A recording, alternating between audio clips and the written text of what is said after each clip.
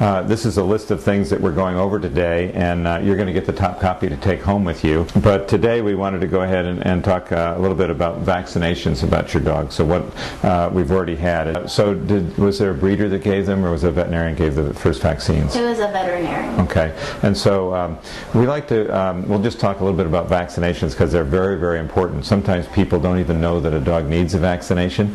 And the types of vaccines that we're really worried about are distemper, rabies, parvo, and there's a few other ones that we do vaccinate them for, but those are the real ones that we worry about mostly.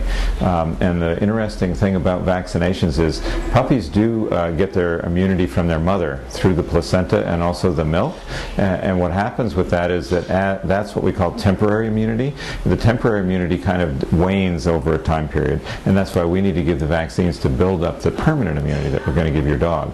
Unfortunately, that's why we have to give boosters, because the temporary immunity interferes with the permanent immunity, and so that's why we have to continue giving boosters for about 3 boosters a month apart once your puppy starts getting them.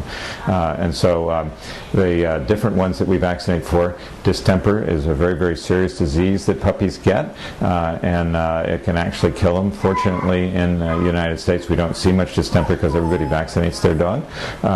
The rabies we're going to talk a little bit more about later, because that's actually one of the mandatory vaccines that an animal has to have, because humans can get rabies and it's a deadly disease. Again, in America we don't see a lot of this disease simply because everybody vaccinates for it.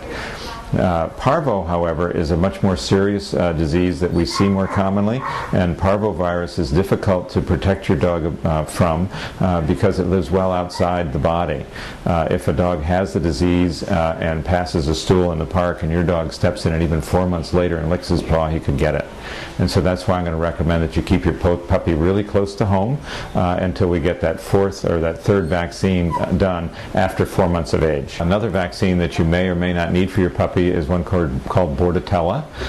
Bordetella vaccine is especially important in dogs that are either going places that are grooming or boarding, different boarding facilities, because it's actually called kennel cough is what we're protecting your dog from.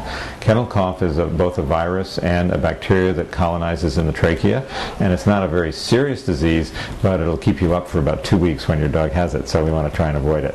So if you think you're going to be boarding your dog or having him in for grooming or something like that, it's very important that we get that done. That's a 6 months vaccine, and we start doing it when they're puppies, and we just keep it going as long as they have the need.